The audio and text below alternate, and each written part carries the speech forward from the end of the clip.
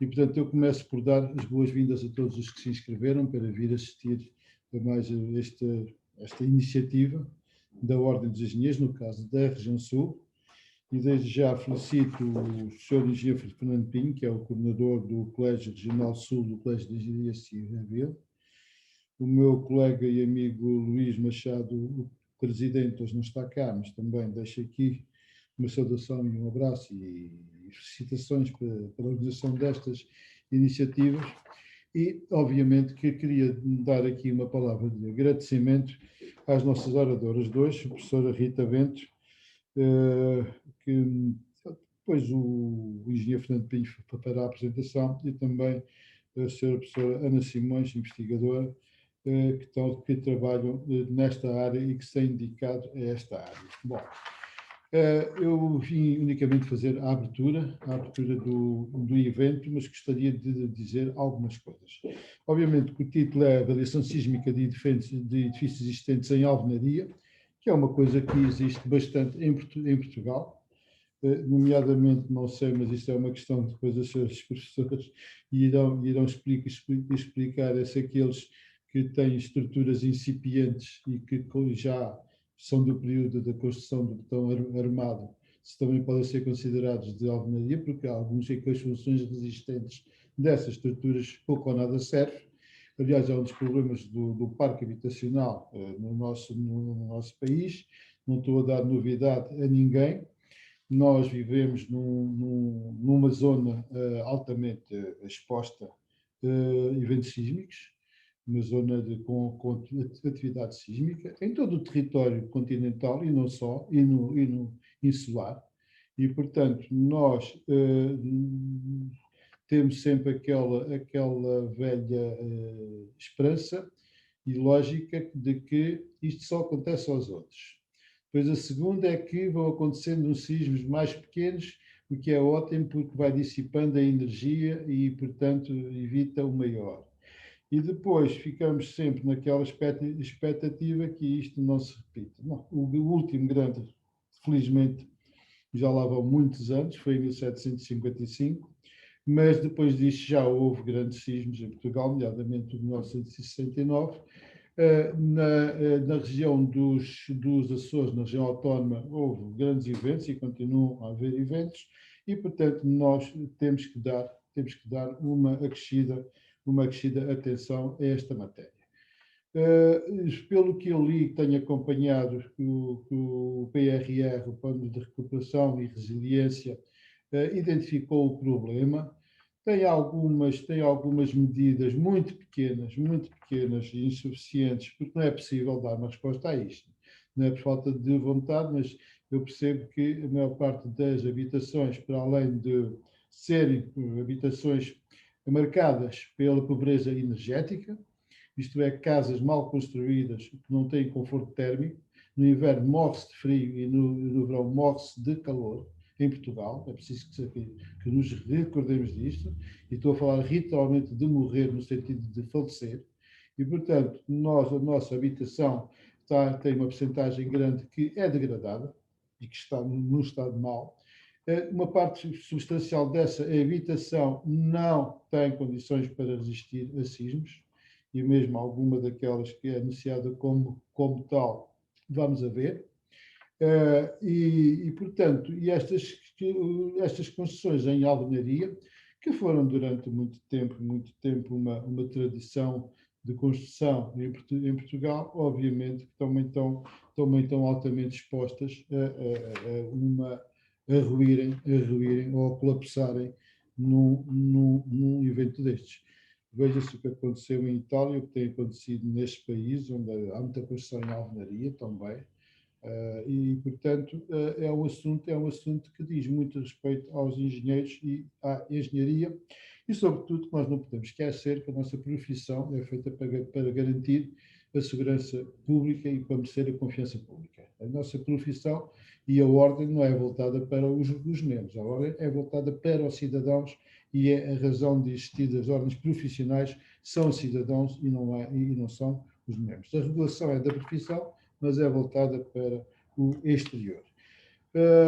eu não me vou alongar mais, depois iremos ouvir as nossas oradoras, que irão falar sobre estas questões que contam, aliás, do programa que está exibido. Deixo uma nova palavra de agradecimento ao engenheiro Fernando Pinho e desejo, efetivamente, que esta sessão decorra da melhor forma, até porque no fim será marcada por um espaço de debate onde o largo número de colegas e não colegas que estão a assistir certamente poderão colocar as questões. Apenas para me despedir, quero falar de quem está em casa a ver-nos, ou não está em casa, mas está à distância. Quer dizer que vocês são basicamente a razão de existência destes eventos e a ordem, quando os promove, é para quem quer assistir e não é para nos estarmos a ouvir. No caso, seríamos os quatro a falar uns para os outros, não conduziria a nada. Portanto, muito obrigado por se inscreverem, muito obrigado por assistirem, que a vossa presença é que dá valor e enriquece estes eventos. Muito obrigado a todos. Muito obrigado, Sr. Bastonário, pelas suas palavras iniciais e, sobretudo, pela sua presença no início desta conferência, que, de facto, também demonstra bem a importância do assunto que aqui nos traz hoje. De facto, é com grande satisfação que o Colégio Regional Sul de Engenharia Civil, digamos, tem vindo a promover um conjunto de atividades com temas que são diversos e procurando assim alargar o mais possível, digamos assim, o interesse dos assuntos abordados e, portanto, hoje temos aqui duas nossas colegas, a engenheira Rita Bento e a engenheira Ana Simões, com trabalho feito neste domínio digamos, da avaliação sísmica das construções, em especial das construções mais antigas e não só. Mas antes então de darmos início digamos assim, à apresentação das duas comunicações, eu queria também, na sequência do que o Sr. Bastonário acabou de referir, queria felicitar todos os nossos colegas que estão a assistir à distância e também agradecer-lhes a presença por uma vez mais estarem aqui e responderem de alguma maneira a esta nossa proposta de assunto que vamos aqui abordar. Também queria cumprimentar as nossas convidadas e passaria então, antes de passar a palavra à senhora engenheira Rita Bento, passaria a fazer uma breve nota biográfica da professora Rita Bento, que é professora associada com a Agregação de Mecânica Estrutural e Estruturas no Departamento de Engenharia Civil, Arquitetura e Georrecursos do IST. É diretora do Programa de Doutoramento em Análise e Mitigação de Riscos em Infraestruturas do IST, é membro da Comissão Executiva do European Association for Earthquake Engineering, o EEA, no âmbito da qual é editora da revista científica Bulletin of Earthquake Engineering e coordenadora do Grupo de Trabalho número 12. É examinadora externa do mestrado em Engenharia de Estruturas do Imperial College de Londres, é presidente da subcomissão 8CT-115, responsável pela elaboração das normas portuguesas e respectivos anexos nacionais do Eurocódigo 8, orientou mais de 50 trabalhos de mestrado ou doutoramento no âmbito do dimensionamento, avaliação e reforço sísmico de estruturas de beton armado, alvenaria e estruturas metálicas, e é coautora de mais de 200 publicações em revistas científicas internacionais, livros e proceedings de conferências. Senhora professora Rita Bento, cara colega, muito obrigado pela sua presença, por, digamos, a experiência que nos vai aqui trazer hoje e, portanto, eu ia passar-lhe a palavra para nos fazer uma abordagem, digamos, sobre a avaliação sísmica de edifícios antigos de alvenaria. Muito obrigado, faz favor. Muito obrigada. Começo por agradecer, já boa tarde a todos, agradecer a imensa oportunidade de estar aqui hoje, fazer uma apresentação, na realidade é uma apresentação em que eu vou fazer a apresentação da primeira parte e a engenheira Ana Simões continua na parte final desta apresentação e obviamente começar por agradecer esta oportunidade, é com enorme prazer que aqui estou e que vou falar um bocadinho, muito pouco, porque o tempo não é muito, mas sobre esta problemática que tem a ver com a avaliação sísmica de estruturas de alvenaria. Eu vou então partilhar aqui, na realidade vou tentar partilhar aqui o meu iPad, porque é mais fácil fazer a apresentação e eu depois podia uma confirmação de que estavam a visualizar a minha apresentação. Eu julgo que sim. Muito bem. Sim, perfeito. Vou só aqui tentar tirar. Ok, muito bem. Pronto, aqui é o título da apresentação. Vamos falar um bocadinho sobre a avaliação sísmica de edifícios existentes de alvenaria. É algo que cada vez mais passa a ser uma preocupação grande, tendo em conta a regulamentação recente sobre esta questão.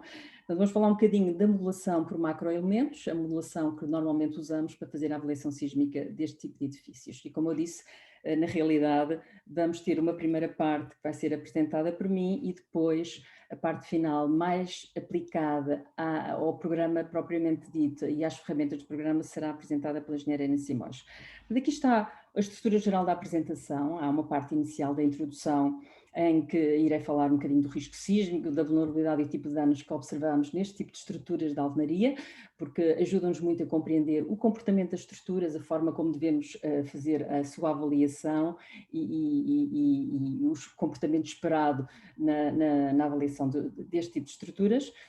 Falarei de uma forma muito geral, atendendo ao tempo que temos, sobre a metodologia a seguir para a avaliação deste tipo de estruturas e que, no fundo, é a metodologia que temos que seguir e que está prevista na parte 3 do Eurocódigo 8, em particular no anexo C, que tem a ver com as estruturas da alvenaria. E depois focarei um bocadinho mais na parte da avaliação sísmica dos edifícios propriamente dita, que vai ser uma das etapas da metodologia prevista para fazer a avaliação da vulnerabilidade sísmica deste tipo de estruturas. Depois entraremos um bocadinho no programa propriamente dito, a razão por que usamos este programa neste tipo de avaliação, a validação que tem sido feita do programa e alguns dos muitos exemplos de aplicação que vos poderia mostrar sobre casos de estudo onde foi feita a avaliação sísmica de estruturas de alvenaria, em que o último exemplo é um monumento. Pronto, isto é a estrutura da apresentação. Depois, na parte final, iremos entrar, e será a Ana que irá fazer esta parte final, iremos então entrar no programa propriamente dita e todas as potencialidades, digamos assim, da utilização do programa. Sobre o risco sísmico, está aqui a definição, portanto é uma medida de perdas esperadas que os elementos de determinada região poderão ter com o resultado da ocorrência de sismos no futuro e está associada à probabilidade dos mesmos poderem ocorrer num determinado período de tempo.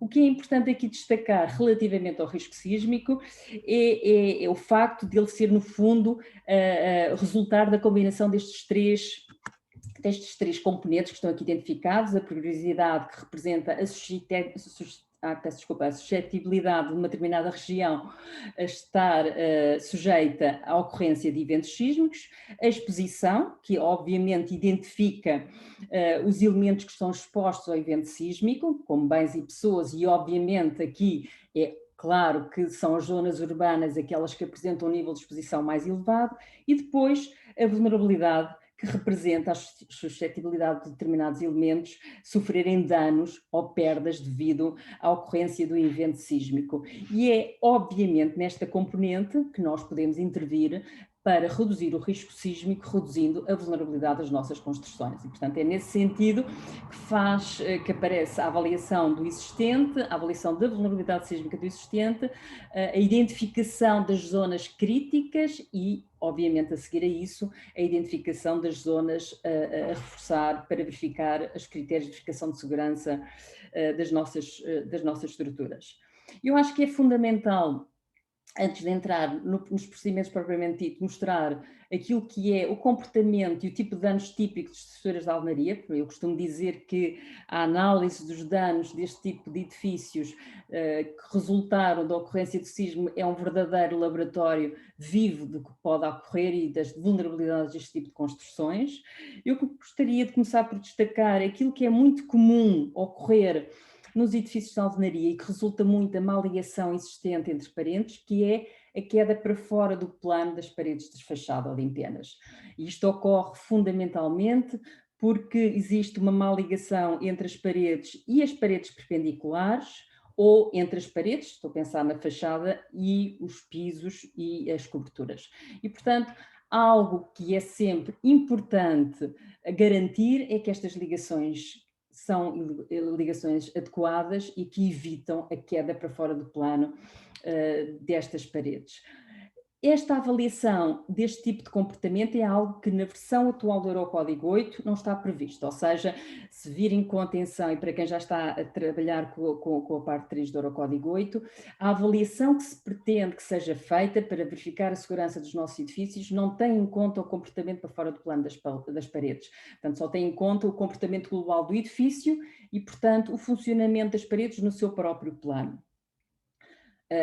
A segunda geração dos Eurocódigos está praticamente a ser terminada, estamos numa fase muito final da preparação dos últimos documentos para a segunda geração dos Eurocódigos 8, e o que eu diria que daqui a uns 3 anos estarão em vigor em território nacional, já prevê a verificação de segurança para este tipo de comportamento.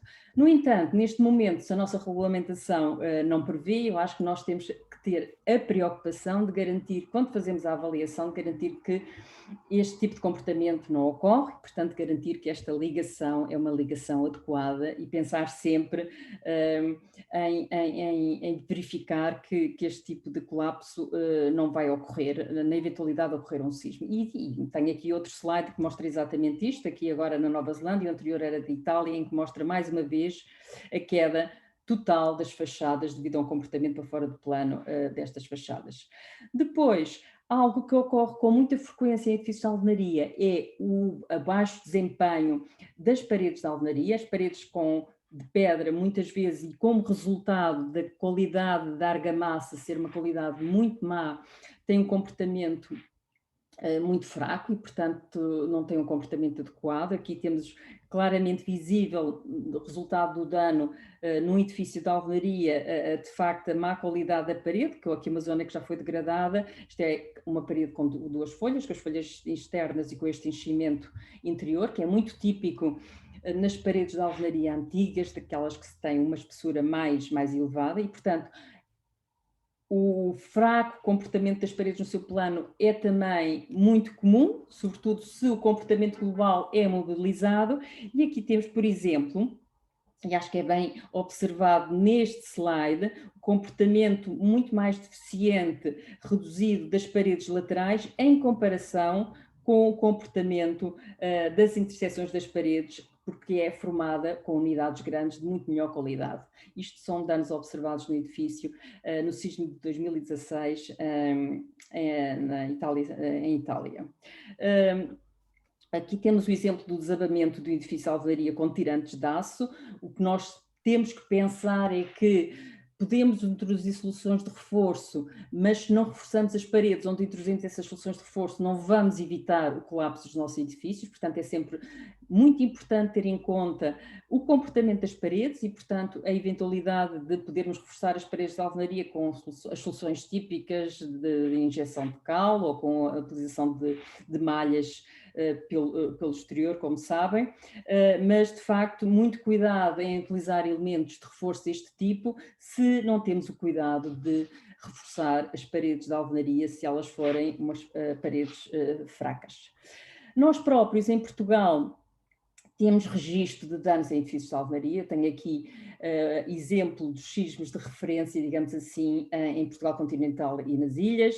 Aqui danos em alvenaria resultante do sismo de 1955, que é, de acordo com o Eurocódigo 8, é o representativo do sismo tipo 1 que nós temos que utilizar em Portugal continental, e representativo do sismo que foi gerado no Banco de Corins, ou o sismo de 1909, o sismo de Benavente, que provocou danos muito significativos em toda a zona de Benavente em edifícios de alvenaria e que é o edifício e é o representativo dos sismos tipo 2, de acordo com o anexo nacional da parte 1 do Eurocódigo 8.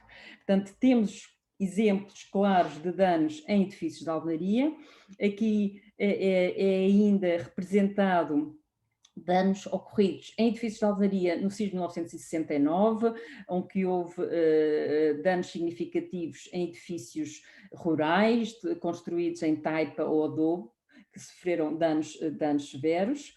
E, obviamente, nas ilhas temos o exemplo do sismo de 1980, da Ilha Terceira, e o de 1998, que afetou significativamente a ilha de Faial, mas que causou também muitos danos em edifícios de alvenaria no Pico.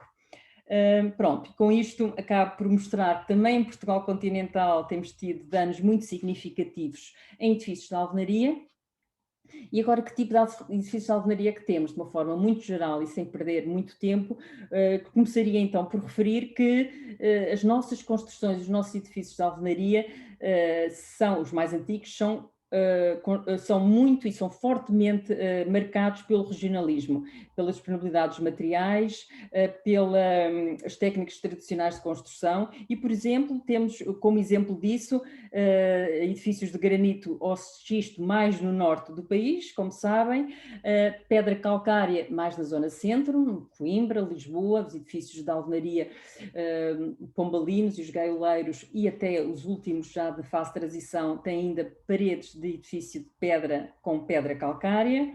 Aqui fotografias dos exemplos de edifícios gaioleiros construídos na fase de transição dos séculos XIX e XX, que têm também ainda paredes resistentes de pedra calcária, para além de começar a introduzir também as paredes de alvenaria de tijolo e os próprios edifícios mistos de alvenaria betão armado, também alguns deles ainda têm alvenaria de pedra calcária como elementos resistentes verticais. Depois temos também em Portugal muita utilização de edifícios de adobe e taipa. Adobe está geralmente está mais associado às zonas com o rio. A Aveiro há muitos edifícios, por exemplo, edifícios de adobe, e depois a taipa, que é edifícios mais característicos da zona sul do país, do Alentejo e o Algarve, e que acaba por ser representativo desta zona. E depois nas ilhas temos, obviamente, os edifícios em alvenaria de basalto, que caracteriza as construções de alvenaria. Portanto, de facto, temos uma grande variedade de alvenaria nos edifícios existentes, antigos de alvenaria, e temos que conhecer as suas características para para os poder caracterizar e poder fazer a avaliação adequada. Portanto, isto é só um quadro resumo, isto é do censo de 2011, estamos muito em breve a ter resultados atualizados, mas só para mostrar, de facto, se considerarmos os edifícios mistos, alvenaria betão armado como a fase final dos edifícios antigos de alvenaria, temos uma percentagem muito significativa, quase 50% de edifícios de alvenaria, que não foram, como sabem, dimensionados para a ação sísmica. Agora, falando um bocadinho na regulamentação e falando de forma muito rápida, eu só gostaria de começar por referir, e como sabem, foi em 58 que apareceu o primeiro regulamento que, de alguma forma, de forma muito simplificada, começou a considerar a ação sísmica no dimensionamento de estruturas, mas foi com um zonamento ainda muito inicial, de zonamento sísmico do país, com um coeficiente sísmico muito baixo para considerar o efeito da ação sísmica e, portanto, claramente longe daquilo que são, à luz dos nossos conhecimentos, um dimensionamento adequado para a ação sísmica com este regulamento. Depois houve a evolução, em 1968 passámos a ter um valor coeficiente sísmico mais elevado, um zonamento diferente, em 1983 foi o nosso regulamento até praticamente 2019, não é? Foi aquele que nós usámos e aqui sim passámos já a usar análises estáticas equivalentes ou dinâmicas de espectro-resposta, como as análises base de dimensionamento de estruturas, e passámos a introduzir o conceito de utilidade e de facto passou a ser já uma referência no dimensionamento sísmico das nossas construções. Em 2010, o Eurocódigo 8, em particular 2010, porque foi em 2010 que apareceu o anexo nacional e o NP 1998-2010, passámos a ter o anexo nacional com as recomendações para a caracterização da ação sísmica no território. 2014 acho que não vale a pena referir, não é, como um marco para a avaliação sísmica, como sabem, mas depois em 2017 passámos a ter o anexo nacional respeitante à parte 3 do Eurocódigo 8, que tem a ver exatamente com a problemática que nos traz aqui hoje, tem a ver com a avaliação e a reabilitação sísmica de edifícios. Portanto, passámos a ter tudo o que era necessário para fazer uma avaliação adequada, tudo não, quase tudo, porque como sabem, certamente sabem, há ainda a necessidade de avançarmos e progredirmos relativamente a vários aspectos que têm a ver com a avaliação sísmica de edifícios. Mas, enfim, passámos a ter já a informação para avançar com a avaliação sísmica de acordo com a parte 3 do Eurocódigo 8. Agora, o que é importante destacar é, de facto, a entrada em vigor do Decreto-Lei de 95/2019, 18 de julho, não é? Que este decreto, juntamente com todos os diplomas legais que apareceram com ele, a Portaria 302 e o Despacho Normativo 21, acabaram por introduzir uma alteração muito significativa à engenharia de estruturas, e é com eles que passamos a ter os eurocódigos como os eurocódigos estruturais como os regulamentos que temos que seguir para o dimensionamento e a avaliação do existente. E, portanto, sem dúvida que foi efetivamente um marco relativamente à engenharia de estruturas. Agora, o que é importante perceber é que os edifícios antigos de alvenaria, que foram construídos até, pensando naqueles de transição, os alvenaria betão armado, foram construídos entre 1930 e 1960, todos os nossos edifícios antigos de alvenaria não foram dimensionados para a ação sísmica, foram construídos antes da década de 60 e, portanto, não vão certamente satisfazer os critérios de verificação de segurança que estão previstos na atual regulamentação, e certamente vão ter que estar sujeitos ao dimensionamento de soluções de reforço para verificar a verificação de segurança de acordo com os nossos regulamentos. Sobre o procedimento previsto e sobre as etapas principais da avaliação sísmica e do reforço de edifícios existentes. E aqui estou a fazer, no fundo, estamos a fazer uma identificação dos passos principais deste procedimento, porque não podemos ir muito para além disto. Gostaria de dizer que é extremamente importante esta fase inicial, que tem a ver com o nível de conhecimento que conseguimos alcançar sobre o edifício existente, porque este nível de conhecimento vai determinar não só qual é o coeficiente de confiança que temos relativamente ao nosso edifício, como também o método de análise que vamos ter que usar para fazer a avaliação do nosso edifício. Portanto, é extremamente importante esta fase inicial de caracterização do existente, e é, de facto, um passo muito importante para depois fazer uma avaliação adequada. Sobre o conhecimento, que é extremamente importante perceber que tipo de paredes é que nós temos, e a primeira coisa que temos que perceber é se temos paredes de alvenaria de pedra, alvenaria de tijolo furado ou não. O tipo de argamassa, a qualidade da argamassa é determinante para a caracterização das nossas alvenarias, e vamos certamente precisar de parâmetros que são fundamentais para a avaliação sísmica adequada, que podem ir desde o modo de elasticidade e o peso volúmico, se fizermos uma análise linear, a muitos mais parâmetros para avançarmos para uma análise não linear. Como sabem, se formos para uma análise não linear, vamos precisar de saber a capacidade resistente à compressão da alvenaria, a resistência ao corte, enfim, mais informação que exige, obviamente, eventualmente, ou tabelas que nos dêem informação de referência adequada para as alvenarias existentes em Portugal, e, obviamente, poderemos sempre, idealmente, recorrer a trabalho experimental para a caracterização desta alvenaria. Tenho aqui ilustrado, nesta imagem do lado direito, a realização de ensaios de macacos planos aqui duplos, permite dar uma estimativa do modo de elasticidade e da tensão de compressão da alvenaria. E os ensaios de vibração dinâmica são, sem dúvida, uma ferramenta extremamente importante para o conhecimento das nossas dos nossos edifícios, para a caracterização dinâmica do nosso edifício, a determinação de frequências e modos de vibração e, posteriormente, a calibração dos modelos numéricos que podemos vir a desenvolver.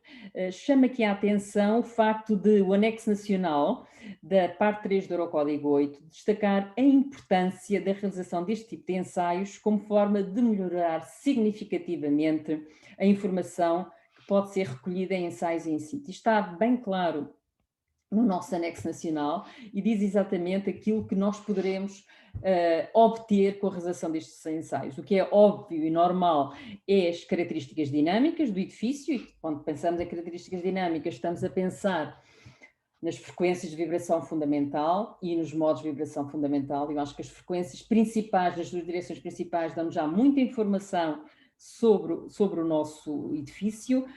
Podemos, com estes resultados, tentar extrapolar os valores médios das propriedades materiais de forma a poder atingir este nível de valores de frequências e, portanto, determinar valores de modos de elasticidade, identificar no nosso edifício as zonas de maior degradação, as maiores irregularidades, identificar, inclusive, a probabilidade de termos comportamento para fora do plano de algumas das paredes. Portanto, de facto, desenvolvendo ensaios deste tipo com alguma sofisticação, poderemos atingir muitos resultados. Eu diria que as frequências principais nas duas direções já nos dão uma informação que vai enriquecer muito o conhecimento do nosso edifício e vai certamente colaborar bastante para a calibração dos nossos modelos numéricos. Relativamente a todos estes passos, eu não tenho aqui tempo para ir em detalhe todos eles, digo-vos apenas que para edifícios correntes apenas temos que verificar a segurança do nosso edifício ao estado limite de danos severos, portanto, e vamos considerar para edifícios existentes uma ação sísmica menos intensa daquela que é considerada, por razões óbvias, para o dimensionamento de edifícios novos. Vou agora discutir um bocadinho, talvez, o passo associado à avaliação sísmica propriamente dita e aos métodos que temos disponíveis para fazer a avaliação sísmica dos nossos edifícios. Antes disso, gostaria, mais uma vez, de destacar aquilo que eu já disse quando estive a mostrar os danos de edifícios no passado, a possibilidade de eu poder ter, efetivamente, dois tipos de comportamento distintos. Um comportamento condicionado para o comportamento por fora do plano das nossas paredes, que normalmente há uma abordagem associada a este tipo de verificação de comportamento, ou se eu conseguir garantir o comportamento global do meu edifício, isso consegue-se desde que as ligações sejam adequadas, como eu já referi anteriormente. Nesse caso, eu analiso o meu edifício de uma forma global e, obviamente, o que eu estou à espera é de danos nas paredes no próprio plano da parede, como está aqui, aliás, ilustrado aqui com estas fendas diagonais. Fendas diagonais vão representar comportamento por corte, nesta slide que tenho aqui. Como eu vos disse, não está previsto na atual versão do Eurocódigo 8 a análise da verificação de segurança para comportamento para fora do plano. Esta análise não é uma análise nada complicada, dou só este cheirinho muito pouco, que é aquilo que é permitido neste pouco tempo que tenho. Gostaria apenas de dizer que há uma necessidade de identificar no meu edifício aquilo que eu posso considerar como sejam eventuais formações de mecanismos locais, e isso obviamente tem que haver um conhecimento da estrutura e tem que haver alguma experiência do engenheiro na definição daquilo que são os possíveis mecanismos de colapso que podem ocorrer. Isso vai depender muito da geometria, vai depender das eventuais restrições que podem existir entre os vários elementos da minha parede. Por exemplo, o facto de eu ter tirante evita-me a queda para fora do plano, ou o efeito de uma boa ligação de uma parede perpendicular pode-me evitar o comportamento para fora do plano. Há, portanto, uma série de condicionalismos que podem ajudar a definir aquilo que são os mecanismos de colapso mais prováveis de ocorrer, e depois o que se faz é uma análise cinemática não linear, mas é uma análise limite muito simples de equilíbrio para determinados mecanismos de colapso. Pronto, dito isto, vou passar para o slide seguinte, uma vez que isto não está previsto no regulamento, mas eu não queria deixar de dar ênfase a esta situação e à importância de garantirem que as ligações existentes evitam este tipo de colapso. E, portanto, avançando para a resposta global e aquilo que está previsto na atual versão da parte 3 do Eurocódigo 8, temos aqui os métodos que estão previstos, portanto, métodos lineares e não lineares, e temos aqui a abordagem por coeficientes de comportamento. A abordagem por coeficientes de comportamento, informo já que não é uma abordagem aplicável às estruturas da alvenaria. E isso é mais ou menos claro, se virem com atenção a parte 3 do Eurocódigo 8 e o anexo C em particular, não é referido nenhum valor de coeficiente de comportamento para as estruturas da alvenaria, e depois o anexo C nem sequer fala desta abordagem e não refere nada sobre a abordagem por coeficientes de comportamento. Portanto, sendo assim, resta-nos então as outras análises, vamos esquecer a abordagem por coeficientes de comportamento, não é? E temos as análises lineares, e nas análises lineares o que é habitual hoje em dia fazer-se é a análise modal por espectro-resposta, eu diria que praticamente já ninguém recorre às análises estáticas equivalentes, mas são duas análises possíveis dentro das condições impostas no Eurocódigo 8 para poder realizar essas análises. Agora, temos que ter em atenção uma série de fatores, temos que perceber se o nosso edifício satisfaz as condições necessárias para se poder avançar com estas análises não lineares, já vou destacar uma delas, mas o que é facto, e há muito trabalho que tem sido feito, e muito trabalho recente tem sido feito, eu resolvi pôr aqui neste slide um trabalho muito recente destes professores da Universidade de Génova, que são no fundo os mentores e os criadores do programa que iremos apresentar mais à frente, o Tremuri, que mostram de facto que a utilização de procedimentos lineares proporciona resultados excessivamente conservadores e, portanto, a soluções de reforço extremamente mais intrusivas e mais caras para verificar as condições de segurança dos nossos edifícios. No entanto, chama a atenção todas as condições que estão previstas, aqui é no anexo C da parte 3 do Eurocódigo 8, para se poder usar os métodos lineares, e dentro de todas as condições está aqui destacada aquela que tem a ver com o tipo de piso que nós temos. O que é dito é que os pavimentos, para recorrermos a análises lineares, temos que garantir que os pavimentos possuem uma rigidez no plano suficiente e as ligações destes às paredes periféricas permitir um comportamento que faz a distribuição das forças de inércia proporcional aos elementos verticais. Portanto, o que nós temos, e como sabem, a maioria dos nossos edifícios de alvenaria não têm um comportamento rígido no plano, são pisos de madeira flexíveis no plano e, portanto, não garantem esta condição que é uma das condições necessárias para recorrer-se a uma análise linear. E, portanto, seguindo este procedimento, obviamente não temos alternativa se não recorrer às análises não lineares. Dentro das análises não lineares, eu há bocado não mostrei, mas nas análises não lineares, obviamente que esta análise é uma análise que não faz sentido seguir, uma vez que é extremamente mais exigente do ponto de vista de realização e, portanto, o que é hoje em dia habitual é recorrer a análises estáticas não lineares para fazer a avaliação sísmica dos nossos edifícios. Aqui, sem poder me alongar, gostaria apenas de dizer que o que nós fazemos é uma análise das duas direções principais do edifício. O próprio nome diz que é uma análise estática, portanto, o que nós aplicamos ao edifício são forças estáticas nas duas direções principais. Estas forças não estão a definir a ação sísmica, o que estas forças estão a fazer é a tentar representar o efeito da ação sísmica nos nossos edifícios. Portanto, as forças de inércia que se geram nos edifícios quando estão sujeitas à ação sísmica.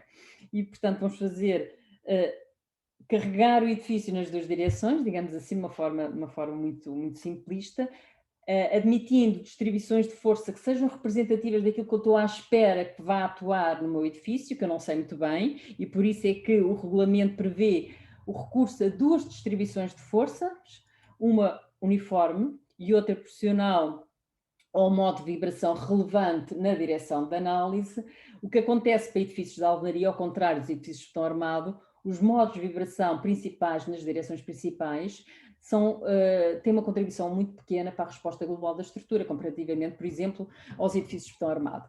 Portanto, o que normalmente nós fazemos não é usar uma distribuição proporcional ao modo de vibração fundamental, mas é usar uma distribuição que nós dizemos que é pseudo-triangular, que é função da altura do piso e função da massa do piso. Portanto, o que é que nós registamos? Registamos o comportamento do edifício em termos de força de corte basal. Se estou a aplicar a forças nas direções, é força de corte basal no edifício, à medida que eu aumento a intensidade das forças nessa direção, em função de um deslocamento que é representativo do comportamento do edifício e que é normalmente um deslocamento no topo do edifício. E tendo em conta o comportamento não linear, daí eu ter aqui uma resposta não linear, senão teria uma resposta sempre em regime elástico linear.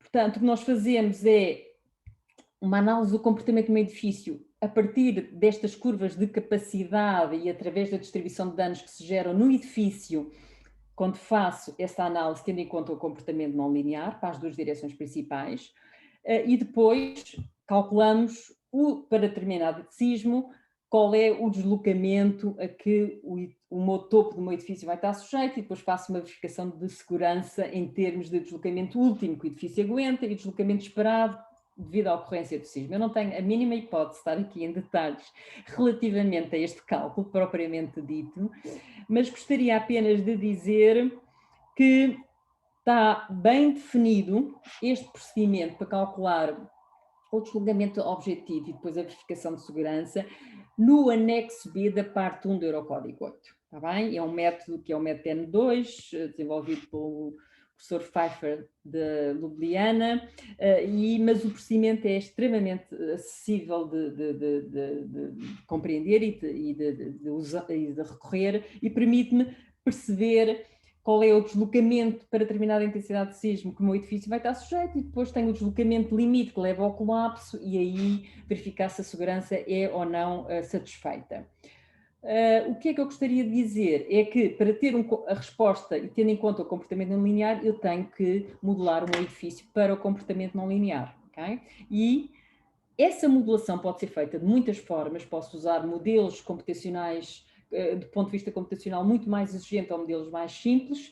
A modelação mais adequada, com um compromisso entre fiabilidade e não ser extremamente exigente do ponto de vista computacional, é uma modelação por macroelementos, em que não vou modelar com elementos finitos muito pequenos, mas eu vou tentar modelar os elementos relevantes estruturais das minhas paredes de alvenaria, tendo em conta o comportamento não linear. E toda esta formulação, e que no fundo foi a base de programas como o Tremor, e que iremos falar mais à frente, baseou-se muito na observação de danos no sismo do passado. E, portanto, o que nós percebemos é que quando temos os danos concentrados no plano das paredes, estes danos podem ser nos elementos verticais, que nós normalmente designamos como nembos, ou nos elementos horizontais, que são os lintéis, e que os elementos de ligação entre os lintéis e os nembos normalmente nunca têm danos, comportam-se como um corpo rígido. Okay? Portanto, isto foi-se observando ao longo dos anos e surgiu a formulação por macroelementos em que permite uma abordagem muito mais leve e permite, de uma forma muito fiável, ter em conta o comportamento não linear deste tipo de estruturas. Portanto, aqui está um quadro resumo daquilo que é uma modelação tradicional de elementos finitos, que exige um número muito mais significativo de graus de liberdade, e que é, do ponto de vista computacional, muito mais exigente comparativamente a uma análise por pórticos equivalente com a utilização destes macroelementos. A definição destes macroelementos baseia-se em regras muito simples, portanto aqui está nesta representação, estes elementos que não sofrem danos vão ser modelados como corpos rígidos. O comportamento não linear está concentrado nos elementos verticais, nos nembos e nos elementos horizontais. A forma como se definem todos estes elementos está automatizada nos programas que recorrem a esta abordagem para a modelação dos diferentes elementos. Pode ser mais simples, se eu tiver aberturas regulares, ou pode ser bastante mais sofisticada para aberturas irregulares. O que é facto é que os algoritmos já foram desenvolvidos e nestes programas que utilizam esta abordagem têm estes algoritmos todos implementados e, portanto, os utilizadores têm que ir controlando a malha que é gerada, mas, de facto, isto é normalmente feito tudo de uma forma muito automatizada. O que é que eu gostaria só de acrescentar, porque eu não tenho muito mais tempo para isto? O que é que estes elementos que caracterizam o comportamento não linear, vamos imaginar este Nembo, o que é que eu quero descrever nele? Eu quero descrever o comportamento que ele pode ter, de facto. Ele normalmente tem um comportamento elástico linear e depois entra em regime não linear quando atinge determinado nível de esforço transverso ou de momento fletor, ok? Portanto, a modulação destes macroelementos normalmente é caracterizada por curvas muito simples, lineares até determinado nível de esforço transverso e depois não lineares, que permite caracterizar o tipo de comportamento que eu sei que vou ter nos meus elementos de alvenaria, está bem? E, portanto, não tendo tempo para ir em detalhes, nem estar aqui a explicar todas estas formas, há aqui qualquer coisa que não está bem, porque eu depois vejo o que é que se passa, alguns caracteres desapareceram, mas muito rapidamente eu gostaria de dizer que para os elementos da alvenaria, nós podemos ter um comportamento condicionado à flexão, com fendas deste tipo, fendas provocadas por tração e fendas verticais nas zonas que eu tenho compressão, ou um comportamento condicionado por corte. E quando eu tenho comportamento condicionado por corte, normalmente o que eu tenho são fendas em diagonal, que é o que é típico nas paredes de alvenaria dos nossos edifícios.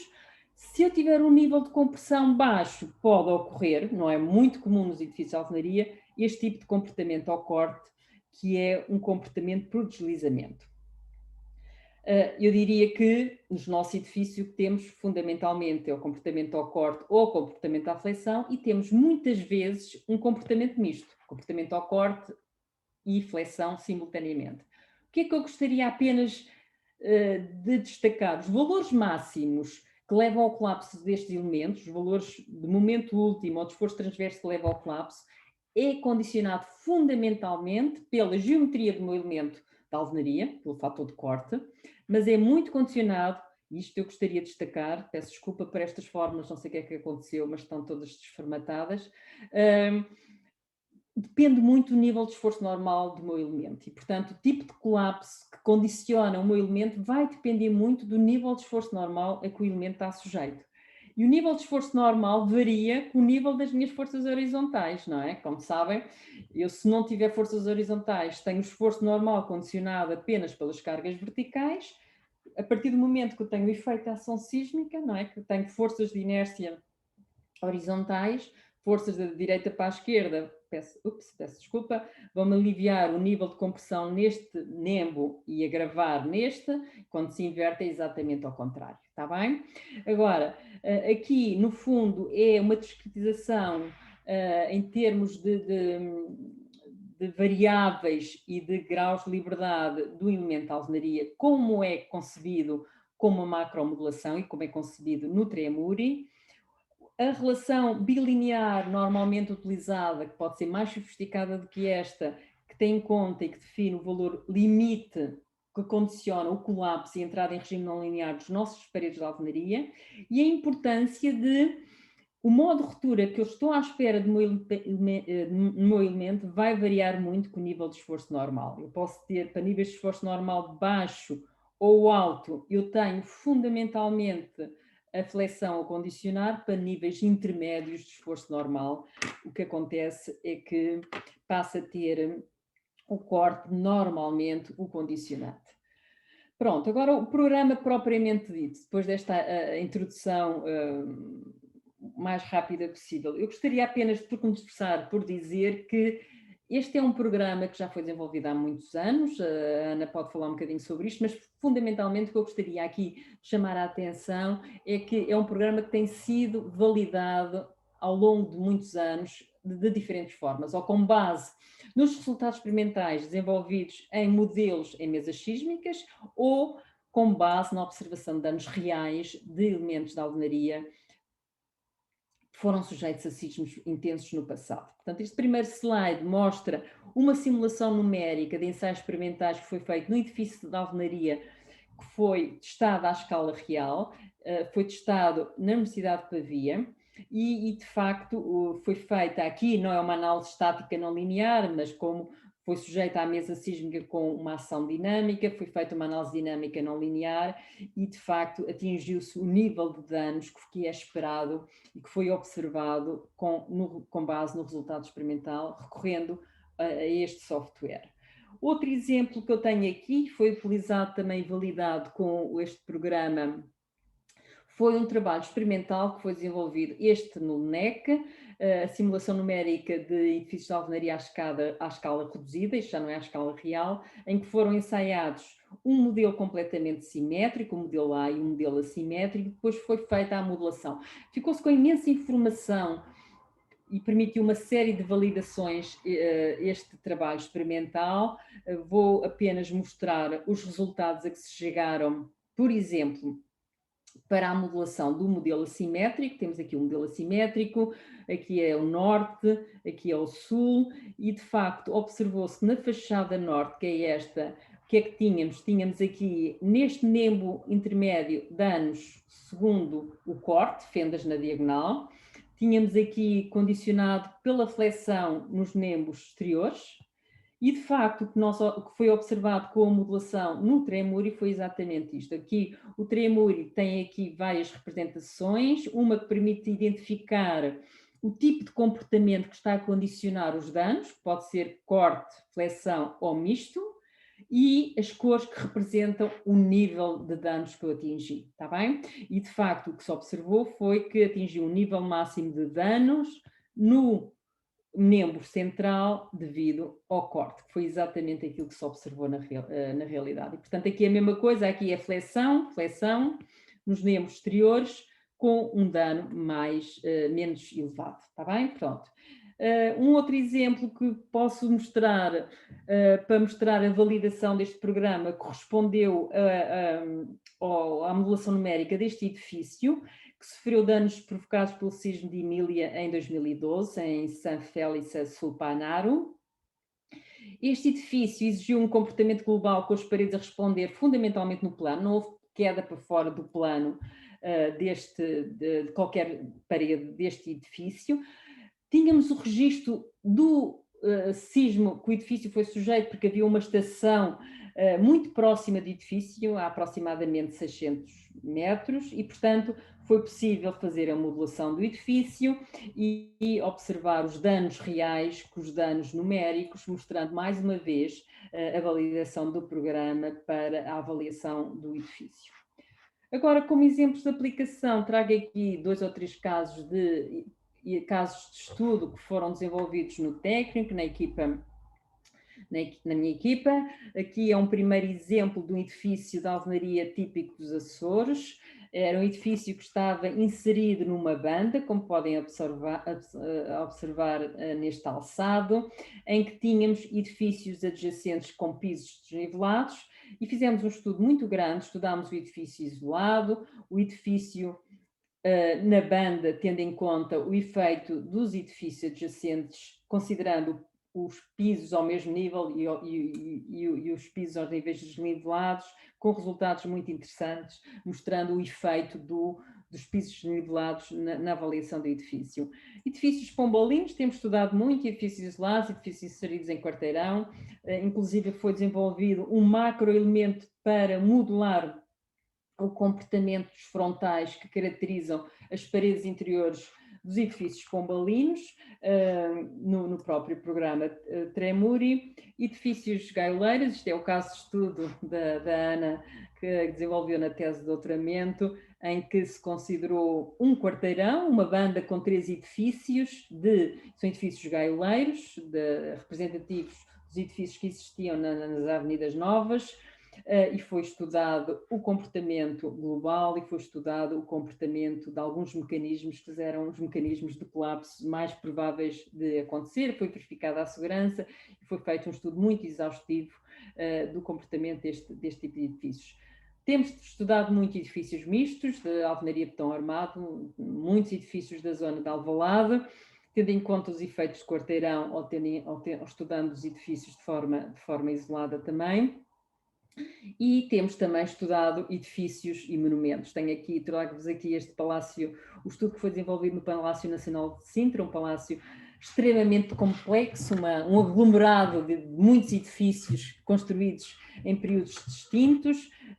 Foi, de facto, um desafio este estudo, que exigiu uma campanha experimental muito grande. É preciso chamar a atenção que, para edifícios deste tipo, obviamente que não vamos apenas cingir à parte 3 do Eurocódigo 8, temos que usar as recomendações internacionais, o ICOMOS e equivalentes. Portanto, foi feita uma campanha experimental muito grande e depois, com base nos resultados experimentais, foi modelado o palácio, tendo em conta, então, a modelação dos vários corpos principais, em que para cada corpo modelamos sempre os edifícios adjacentes e o seu efeito nos corpos principais, tendo em conta, muito para nós foi fundamental, os resultados da calibração dinâmica, os testes de vibração ambiental. Estudámos também para todos os corpos o comportamento para fora do plano, daquilo que nós consideramos os mecanismos mais prováveis de ocorrer, e tudo isto foi feito, quer a análise local, comportamento para fora do plano, quer a análise global dos edifícios, foi feito sempre com o programa Tremuri. Foi feito isto para todos os corpos principais do palácio. Aqui é um outro exemplo deste edifício aqui, que era o edifício que apresentava mais danos, porque tinha uma zona superior ainda com muitas fendas, porque não era visitável, e pronto, é só para ilustrar, acabo por acabar aqui esta minha intervenção com este exemplo deste caso de estudo do Palácio Nacional de Sintra, em que foi usado este software para a sua avaliação. Portanto, eu interrompo aqui então a minha apresentação. Muito obrigada pela oportunidade, mais uma vez. Muito obrigado, professora Rita Bento, pela sua excelente apresentação. A forma como caracterizou o problema e agora na parte final uma das formas possíveis de poder resolvê-lo, e o problema que está aqui em causa é, digamos, o fenómeno da ação sísmica sobre edifícios, neste caso, edifícios antigos de alvenaria.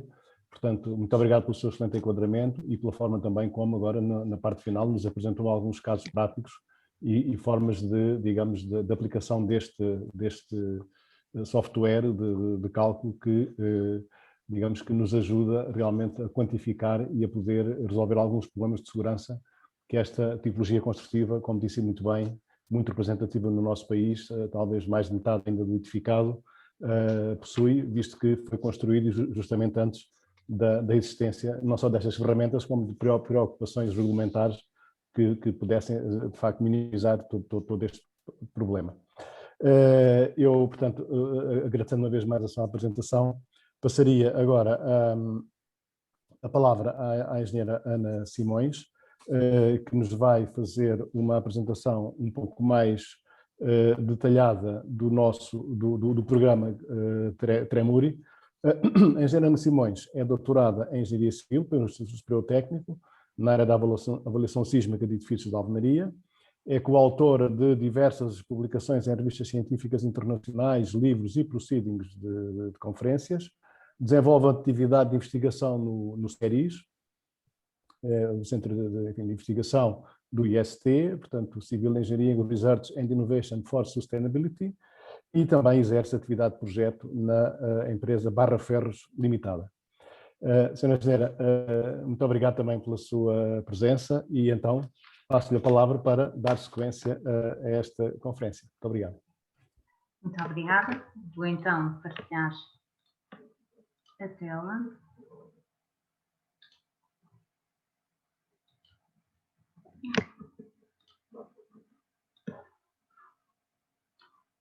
Ok. Bom, penso que já estão a ver. Como foi dito e muito bem, eu vou só aqui fazer uma pequena apresentação, uma breve apresentação sobre o programa Tremuri e algumas das ferramentas que ele contém para então facilitar ou possibilitar a avaliação sísmica de edifícios existentes e edifícios novos. O programa Tremuri, como já referido, ele foi desenvolvido em ambiente académico, nomeadamente pela equipa de investigação do professor Sérgio Lago Marcino da Universidade de Génova, em Itália, em colaboração também com outros institutos de investigação e universidades. Ele começou com uma versão de investigação, com esta denominação Tremuri, e depois é que evoluiu para esta versão comercial, com outra designação de Tremuri, mas basicamente a versão de investigação tem algumas ferramentas adicionais e é utilizada para desenvolver então e testar o programa, mas a versão comercial está disponível para comercialização. Basicamente, o Tremuri ele acaba por estar dividido aqui em 4 menus principais, que acabam por acompanhar a sequência da modelação até à análise de um edifício. O Tremuri ele foi desenvolvido especificamente para a análise de edifícios com estrutura de alvenaria ou edifícios mistos com estrutura de alvenaria e outros elementos estruturais.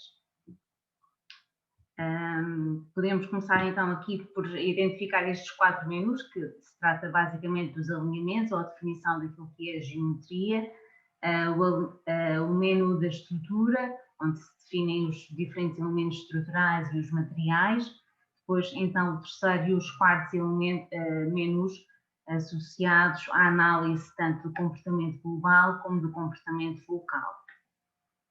Começando então por esta secção dos alinhamentos ou definição da geometria, aqui é possível fazer a importação do fecheiro diretamente do AutoCAD em formato DXF ou DWG, e aqui basicamente a intenção é definir em planta quais é que são os diferentes alinhamentos de parede existentes no edifício e definir então a sua linha média. Depois é que vamos compor e atribuir as propriedades dentro do programa. Portanto, passando à estrutura.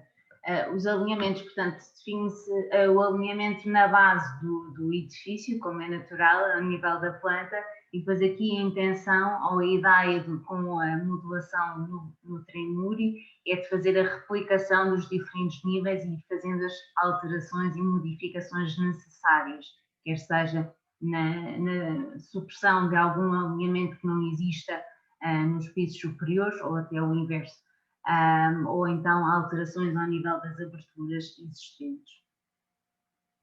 Passando então ao menu da estrutura, é possível definir os materiais e as propriedades mecânicas dos materiais existentes, portanto, sejam elementos em alvenaria, como betão armado ou outros. Acho que nesta imagem é visível estão visíveis todos os tipos de elementos que é possível considerar, portanto, paredes em alvenaria, vigas em betão armado, ou em madeira ou em aço, a introdução também de paredes em betão armado. Portanto, aqui o objetivo é tentar reproduzir a estrutura existente, quer ela seja original ou já com alterações estruturais posteriores, ou então já em resultado da introdução de alguma solução de reforço para o edifício. Portanto, existem todos estes elementos já pré-definidos no programa e é tudo uma questão de identificar a sua localização na estrutura. Aqui são mais alguns exemplos, portanto, a possibilidade de ter paredes em alvenaria com outros elementos inseridos, que sejam vigas em betão armado, madeira, tirantes, a possibilidade também de ter varandas ou painéis com vigas em aço e colunas em betão. Portanto, aqui várias combinações possíveis. Ou então ter no mesmo alinhamento de uma parede de alvenaria a introdução de outros elementos, e que seja soluções também de reforço da parede da alvenaria. Depois, após a definição então das propriedades materiais, a atribuição dos elementos estruturais na nossa estrutura, passamos então à definição dos pavimentos. O Tremuri tem também já definido um conjunto de pavimentos possíveis, portanto aqui o objetivo é após a seleção de um destes pavimentos, definir a geometria e as propriedades mecânicas dos materiais. E depois o que o programa vai fazer, vai atribuir propriedades equivalentes destes pavimentos a uma membrana que depois vai fazer então a distribuição das forças horizontais pelos elementos verticais resistentes. Portanto, esta é a ideia por trás da modulação. Portanto, esta conversão em propriedades equivalentes da membrana, ela é feita e foi obviamente calibrada com base em várias simulações numéricas realizadas com o programa e outros programas para comparação. Mas, por exemplo, geralmente edifícios com estrutura em alvenaria, a maior parte dos casos têm pavimentos com uma estrutura em madeira, com vigamentos principais e depois as tábuas de soalho. Em alguns casos também se encontra estes pavimentos com camadas de cimento ou betão por cima, em resultado de alterações estruturais ou até mesmo de origem, ou, por exemplo, também este caso em que os pavimentos são definidos com perfis metálicos que suportam estas abobadilhas cerâmicas e depois têm uma camada de regularização superficial. Estes pavimentos, por exemplo, são muito característicos dos edifícios gaioleiros construídos então, na transição entre o século XIX e XX, e eram muito utilizados nas fachadas, nas varandas, nas fachadas de tardós. Portanto, é um elemento que é possível definir com facilidade no Trimuri. Outro elemento, ou tipo de elementos, é a possibilidade de definir os pavimentos que tenham abóbadas em alvenaria, abóbadas e arcos. Portanto, depois a conversão é feita da mesma maneira, ou seja, através de propriedades equivalentes atribuídas a uma membrana, que vai então fazer a distribuição das forças horizontais pelos nossos elementos verticais resistentes.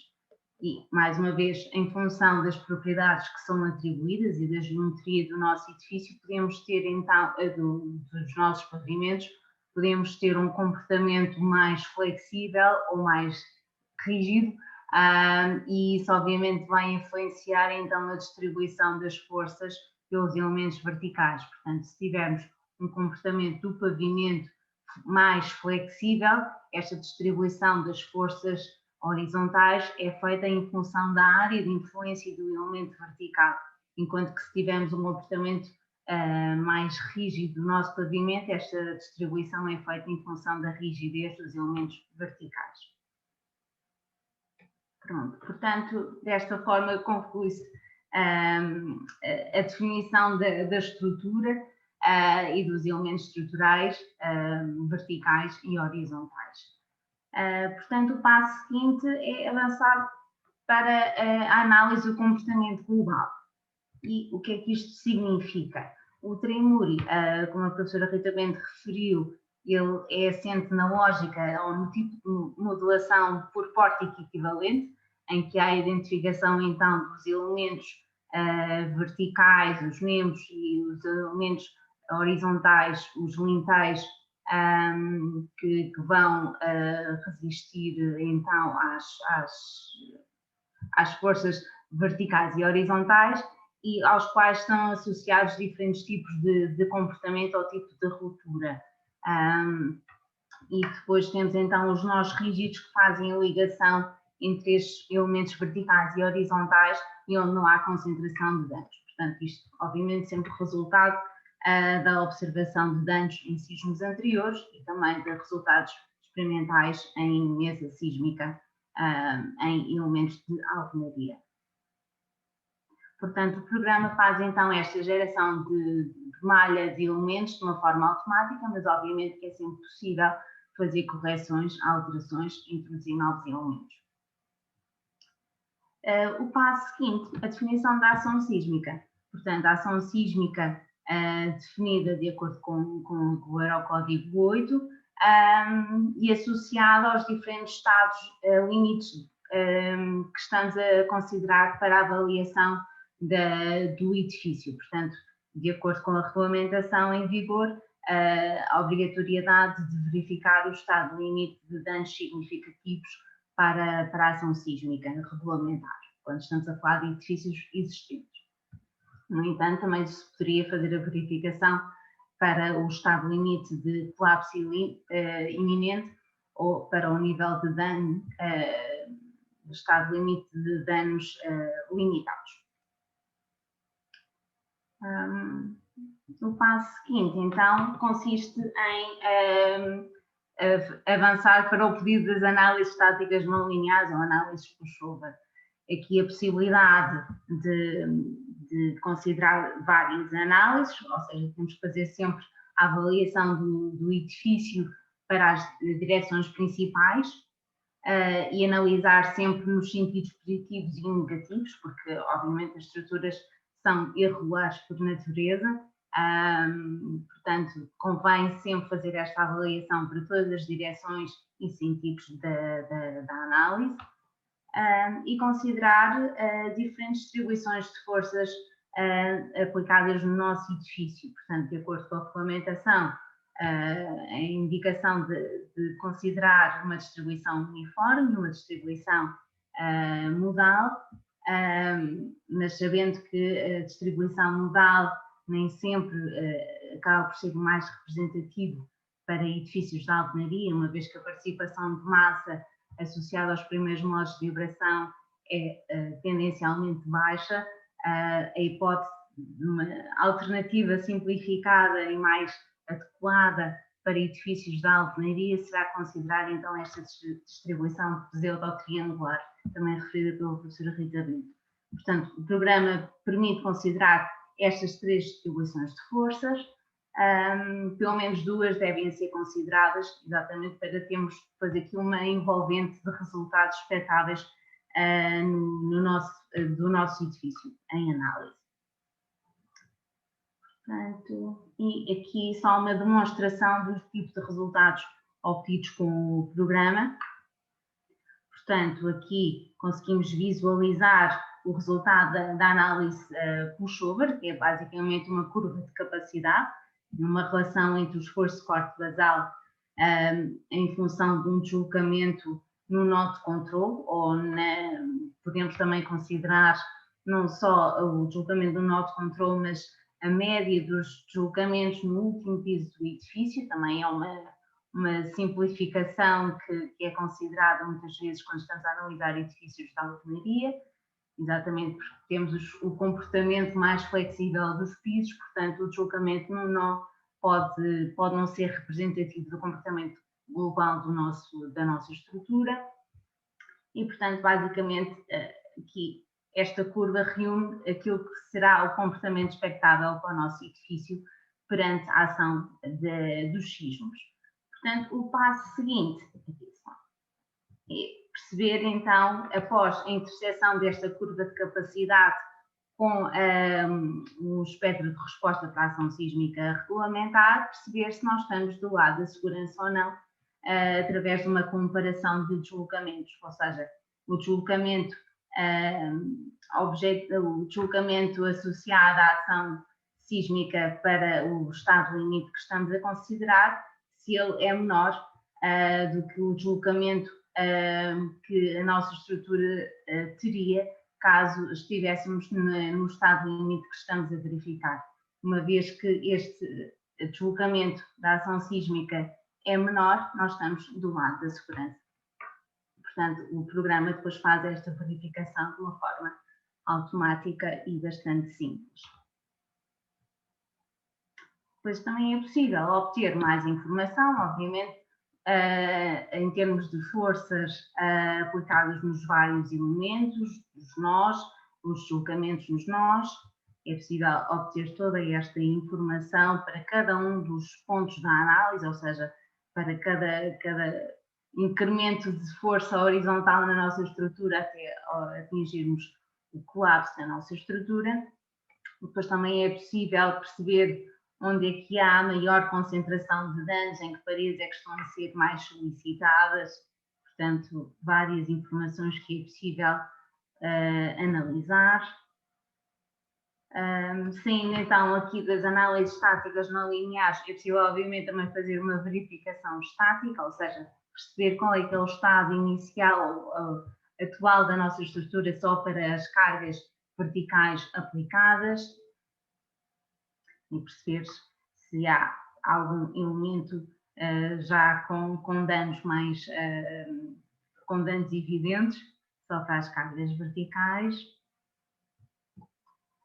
E, obviamente, também é possível fazer análises, fazer a análise modal da nossa estrutura e caso seja possível fazer um ensaio de vibração ambiente no nosso edifício, depois fazer aqui a comparação dos valores em termos de período e modos de vibração e perceber se é possível ou necessário fazer algum ajuste em termos das propriedades dos materiais, alguma calibração ao modelo, perceber se estamos muito longe da realidade ou não. Portanto, desta forma, conclui-se aqui um bocadinho aquilo que é a análise do comportamento global do nosso edifício e referir então que o programa permite também fazer a análise do comportamento local, ou seja, os tais possíveis mecanismos de colapso das nossas paredes para fora do plano, que são obviamente função das forças aplicadas, da geometria do nosso edifício, do tipo de ligação existente a paredes perpendiculares ou aos pavimentos que impeçam então este movimento para fora do plano das paredes. Portanto, o programa também permite fazer esta avaliação após o utilizador selecionar então os mecanismos que acha que podem ocorrer na estrutura. Vou voltar um bocadinho atrás só para indicar que ao nível em termos de análise, o programa também permite fazer este género de análise de sensibilidade, que basicamente aqui o objetivo é tentar melhorar o nosso entendimento sobre aquilo que é o comportamento estrutural e do edifício em análise e, de certa forma, ajudar a planear a investigação quando se está a fazer o primeiro levantamento do edifício, perceber onde é que se deve apostar mais, onde é que se deve ir buscar mais informação, perceber, por exemplo, também ao nível do reforço, onde é que vamos ter mais problemas na nossa estrutura e de que forma é que onde é que a intervenção deve estar mais localizada. Aqui, por exemplo, nós sabemos que quando estamos a lidar com edifícios existentes, a identificação das propriedades mecânicas dos materiais é um dos grandes problemas. Portanto, com estas análises de sensibilidade, nós basicamente aqui o objetivo é, havendo incerteza nas propriedades mecânicas dos materiais, sabemos que elas podem variar aqui num intervalo de confiança, fazer aqui variar as propriedades e perceber de que forma é que isto vai influenciar o comportamento global da nossa estrutura e perceber até que ponto, qual é que é o nível de incerteza associado e perceber então, por exemplo, que ensaios é que se devem aplicar no edifício e em que zona é que se deve concentrar estes ensaios, ou seja, onde é que há maiores dúvidas e até que ponto é que isto vai influenciar ou não o comportamento global. Portanto, ficam aqui mais esta referência para o futuro. E, bom, basicamente, desta forma, tentei aqui explicar um bocadinho os diferentes passos da análise e o que é que o programa permite e ajuda o utilizador a fazer, e o objetivo é, pronto, este programa acaba por estar muito direcionado para edifícios com estrutura em alvenaria, mas permite, obviamente, considerar outros elementos estruturais, tanto existentes como depois como solução de reforço. E, basicamente, o último apontamento, dizer que o programa Tremori ele tem uma versão demo que está disponível online, que pode ser descarregada e permite analisar as diferentes ferramentas do programa e fazer modelos muito simples, mas permite realmente perceber o potencial que ele tem para a análise de edifícios de alvenaria ou estrutura industrial. Bom, desta forma terminei a minha apresentação e quero desde já agradecer esta oportunidade de explicar um bocadinho o Tremuri e o que é que pode ser feito. Portanto, se calhar agora passava a palavra ao engenheiro Fernando Pinto para avançarmos para a parte da discussão. Muito obrigado, engenheira Ana Simões, pela forma, digamos, forte como fez esta apresentação, a ligação que tem a este programa e a forma como o apresentou enquanto, como vimos, ferramenta de apoio à análise sísmica de edifícios antigos de alvenaria. Portanto, eu agora realmente iria pedir à nossa assistência, se quiser colocar, eu diria, 3 questões. Aliás, há uma questão que já foi colocada por um dos nossos membros que está a assistir à conferência, e depois eu, se calhar, poderíamos ter mais, enfim, 2 ou 3 para terminarmos por volta das 19h30, que é o que está previsto. E então eu iria pedir, não sei se é a professora Rita Bento ou se é a engenheira Ana Simões, se pode, eu penso que também estão a ver aqui as questões que estão a ser colocadas, houve várias que eu fui respondendo durante a sessão, mas há aqui um pedido de um exemplo de um relatório de vulnerabilidade sísmica. Eu, digamos que, enfim, passaria a palavra e veria ao qual os colegas querem responder a esta questão. Se é que é possível, naturalmente, disponibilizar este exemplo de relatório. Efetivamente, posso preparar um índice daquilo que eu acho que é o fundamental para fazer uma avaliação sísmica. O que eu fiz foi, o que nós fizemos no técnico, foi há uns anos, feito alguns trabalhos de consultoria, numa fase em que as pessoas ainda não estavam familiarizadas com esta ferramenta. Agora, claramente, um relatório de vulnerabilidade tem que seguir os passos daquele esquema que eu apresentei relativamente às etapas essenciais de fazer a avaliação do edifício. Portanto, por um lado, tem que se começar sempre pela caracterização do existente, com a definição da geometria, a localização do edifício, os elementos estruturais e as características dos elementos estruturais, a campanha experimental realizada, que foi possível realizar, e depois a opção do método e a modelação que é feita, as considerações que são feitas para as diferentes hipóteses de modelação, porque uma modelação está sempre associada com hipóteses simplificativas e com hipóteses de modelação, obviamente tem que ser referido, e os resultados. Quando se faz uma análise não linear, a avaliação sísmica é muito mais simples quando se faz uma análise linear. Uma avaliação sísmica recorrendo a uma análise não linear pode ser feita de uma forma global.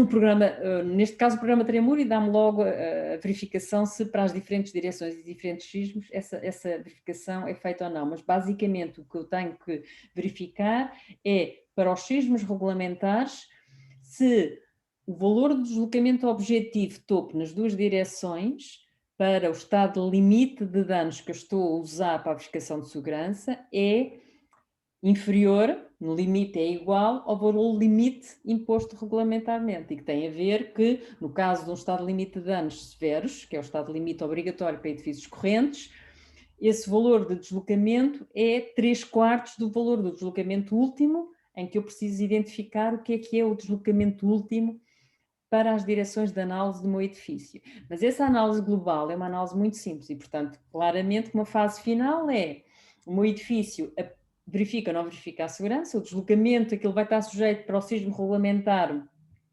é inferior ao valor limite que eu posso ter, não sendo, obviamente, satisfeita a segurança, o que eu tenho que fazer é identificar os elementos estruturais mais vulneráveis, e é uma observação simples, dependendo um bocadinho do software que é usado, verificar quais são os elementos críticos, aqueles que têm danos mais significativos, na direção da análise e, obviamente, depois é começar a propor soluções de reforço. O que é muito importante sempre numa avaliação e num dimensionamento de uma solução de reforço é que é extremamente importante não só dimensionar a solução de reforço, como depois implementar a solução de reforço no meu edifício e voltar a fazer a avaliação do novo edifício, do novo modelo com a nova solução de reforço.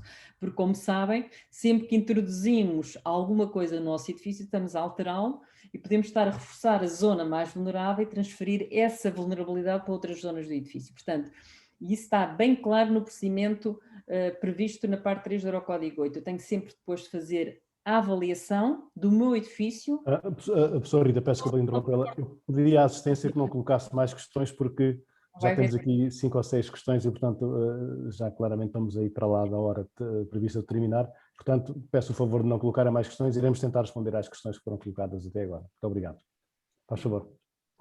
Pronto, em relação a isto, pronto, e portanto um relatório de vulnerabilidade tem que ter estas etapas que estão previstas no regulamento, não é? Caracterização, conhecimento, o método que vai usar, o modelo desenvolvido, os resultados, verifica a não verificação de segurança e não verificando, passar para o dimensionamento da solução de reforço e avaliar novamente o edifício com a solução de reforço. E portanto, estes são os passos fundamentais num relatório de vulnerabilidade, quer dizer, o que eu estou a dizer é mais do que o relatório de vulnerabilidade sísmica.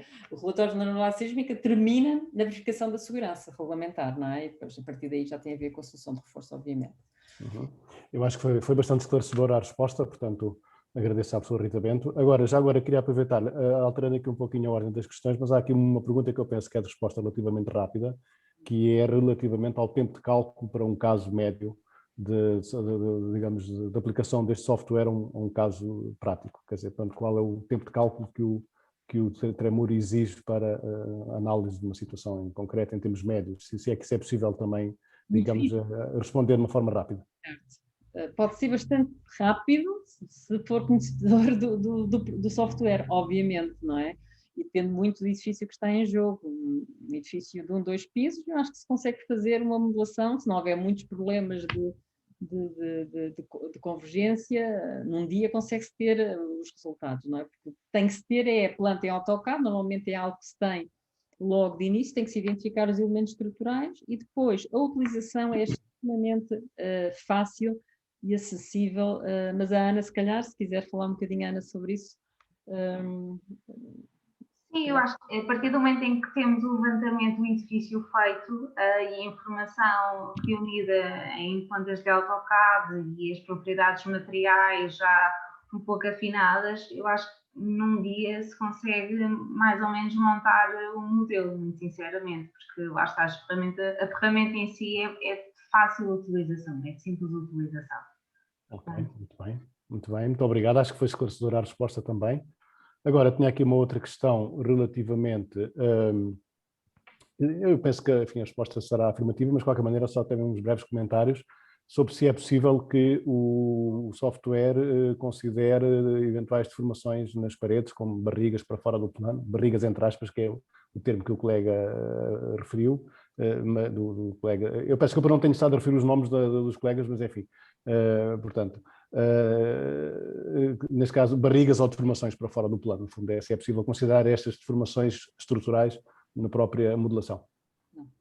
Não, são os macroelementos, são vigas que contam o comportamento não linear, de uma forma simplificada, corte ou flexão ou comportamento misto.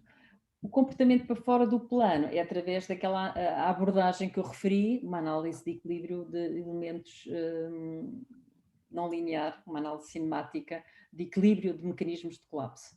Não permite a identificação de barrigas para fora do plano.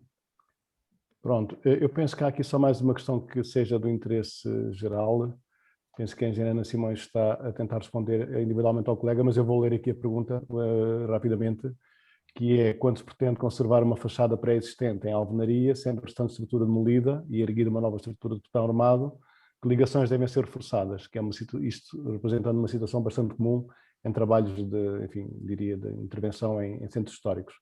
É a questão que o colega coloca. Neste caso, está-se a destruir o edifício, está-se a preservar apenas uma parede, não é? Portanto, eu acho que faz o dimensionamento do edifício novo e depois é as ligações necessárias para fixar a parede ao edifício novo, mas não sei se percebi muito bem a pergunta, mas aqui isto não tem a ver com o relatório de avaliação de vulnerabilidade sísmica, que o edifício é destruído, não é? Só se mantém a fachada, pelo que eu percebi da pergunta. Pronto, há aqui uma pergunta que eu não sei se será a última, não sei se as colegas poderão responder, que é a semelhança dos edifícios de betão armado, se é expectável vir a ser elaborado um guião pelo LNEC da avaliação de vulnerabilidade sísmica neste tipo de edifícios. Portanto, não sei se as colegas poderão dar essa resposta. O que foi feito foi, à semelhança do que foi feito para edifícios de betão armado, há uma nota técnica desenvolvida por uma equipa do LNEC relativamente aos edifícios de alvenaria. Mas basicamente o que se faz é um resumo daquilo que está previsto na parte 3 do Eurocódigo 8, tem já uma tabela com valores de referência para a caracterização das paredes de alvenaria, e essa tabela basicamente é a tabela que vai estar prevista e que já está criada na nova versão do Eurocódigo 8, na segunda geração do Eurocódigo 8 para estruturas de alvenaria, e depois obviamente vai ter que ser adaptada e atualizada para as alvenarias existentes em Portugal.